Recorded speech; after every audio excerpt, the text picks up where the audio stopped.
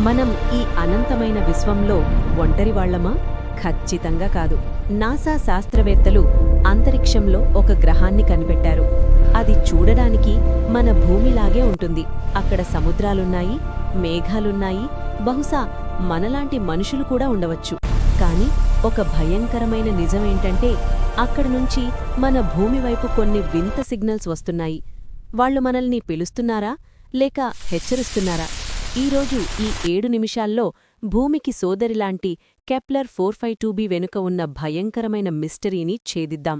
2015లో NASA earth 2.0ని కనిపెట్టింది. ఇది మన భూమి కంటే 60% పెద్దది. మన సూర్యుడు ఎలా ఉంటాడో అక్కడ కూడా అలాంటి ఒక నక్షత్రం ఉంది. అంటే అక్కడ జీవం ఉండడానికి 100% అవకాశముంది. కాని ఒక సమస్య ఉంది. అది మనకి 1400 కాంతి సంవత్సరాల దూరంలో ఉంది.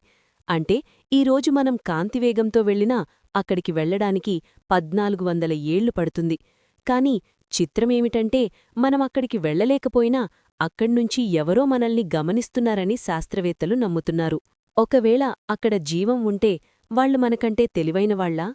జపాన్లోని ఒక రేడియో టెలిస్కోప్కి ఆ గ్రహం దిశ నుంచి ఒక వింత శబ్దం వినిపించింది. అది సహజంగా వచ్చే శబ్దం కాదు, అది ఒక కోడింగ్. కొందరేమంటారంటే భూమిమీద కొన్ని వేల ఏళ్ల క్రితం ఉన్న అడ్వాన్స్డ్ నాగరికత ఏదో విపత్తు వల్ల ఆ గ్రహానికి వెళ్ళిపోయుండవచ్చు. అంటే వాళ్లు మన పూర్వీకులేనా? మరిప్పుడు వాళ్లు తిరిగి రావాలని చూస్తున్నారా?